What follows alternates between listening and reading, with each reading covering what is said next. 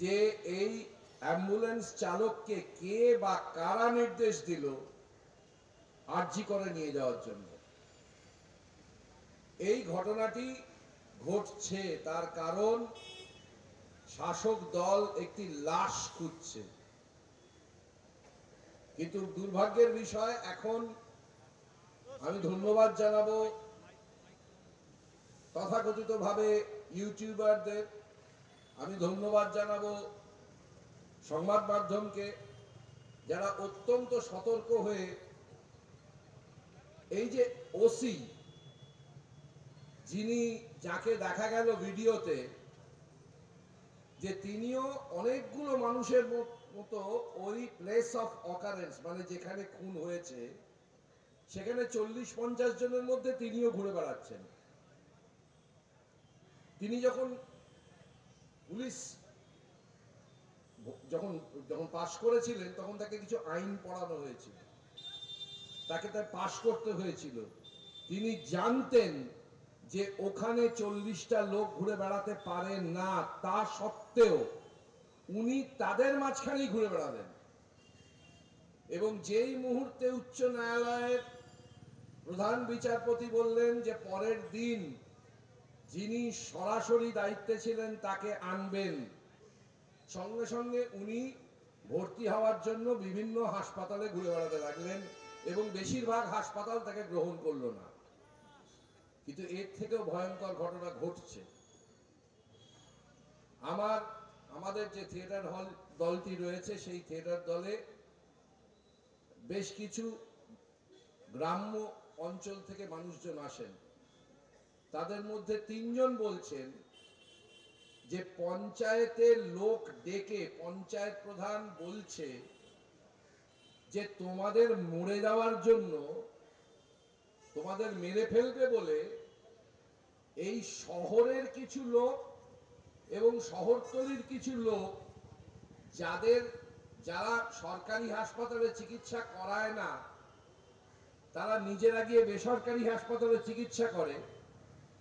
আর এই যে ডাক্তারগুলোকে দেখছো, এই ডাক্তারগুলো তারা দুপুরবেলা বেরিয়ে গিয়ে বেসরকারি হাসপাতালে গিয়ে রোজগার করে আসে। এই প্রচারটা সাংঘাতিক একটা প্রচারের মাত্রায় নিয়ে যাওয়া হয়েছে। আপনারা 11 সালের পর থেকে নানান রকম পরিচিতি সত্তার আন্দোলন দেখেছেন। মতুয়াতে ভাগ করা হয়েছে, আদিবাসীদের মধ্যে ভাগ করা হয়েছে। এই ভাগাভাগির খেলাটা এটা নতুন খেলা শুরু করেছে যে তথাকথিত নিম্নবিত্ত এবং গ্রামের গরিব চাষিদের বোঝানো হচ্ছে এই তথাকথিত বাবুগুলো তারা তোমাদের মেরে ফেলবার জন্য এইসব করছে, তোমরা যাতে চিকিৎসা না পাও। এবার আমার প্রশ্ন হচ্ছে, আমরা কোত্থেকে জানছি এগুলো? আমরা তো জানছি হচ্ছে সংবাদ মাধ্যমের থেকে। তারা প্রতিদিন নতুন নতুন করে এক একটা তথ্য এনে আমাদের সামনে হাজির করছেন। আমরা ইউটিউবারদের কাছ থেকে জানতে পারছি যে কিভাবে একজন ওসি একটা হসপিটালে ঢুকে সেখানে জায়গা না পেয়ে আর একটা জায়গায় পালাবার চেষ্টা করছে এবং সেখানে গিয়ে ঢোকার চেষ্টা করছে। এবং মাননীয় মুখ্যমন্ত্রী তাতে বলছেন যে কোন 4 জন হাসপাতাল তারা নেয়নি তাদের নাম বলো। আপনারা সবাই দেখেছেন যে সমাজের এমন একটা স্তরের মানুষ নেই যারা পথে নামেননি। এই আন্দোলন কোনো রাজনৈতিক দলের হাতে নেই, এটা সাধারণ মানুষ তাদের নিজেদের দায়িত্বে আন্দোলন তৈরি করেছেন। কোন রাজনৈতিক দল একে নিয়ন্ত্রণ করতে পারছে না।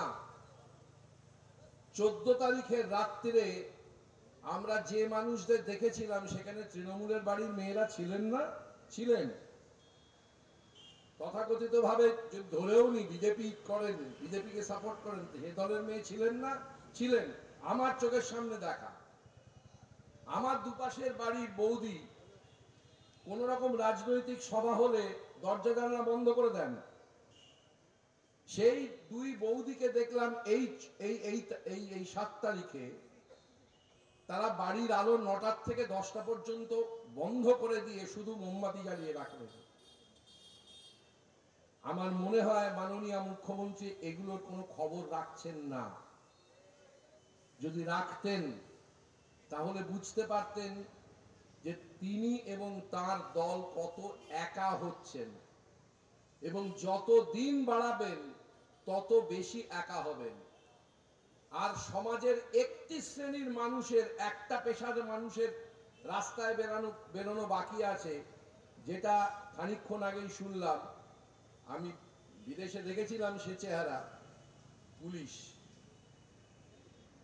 আমরা যখন রাস্তায় রাত্রিরে ছবি আঁকছি তখন কিন্তু দেখতে পাচ্ছি যে পুলিশরা আমাদের কিভাবে সাহায্য করছেন। তারা গার্ডরেল টেনে দিচ্ছেন যাতে আমাদের অসুবিধে না হয়, কারণ তাদের বাড়িতে ফিরতে হয়।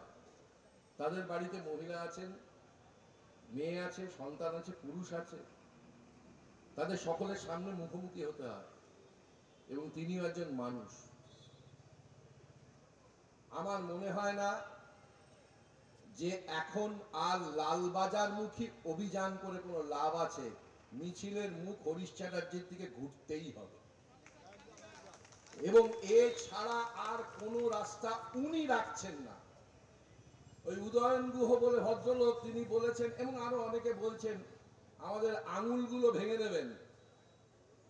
তা আমি কি করব? যদি মাননীয় মুখ্যমন্ত্রী যদি নিজের দিকে আঙুলটা ঘুরিয়ে ধরেন, আমি কি করব? আমরা কিসের বিচার চাইছি?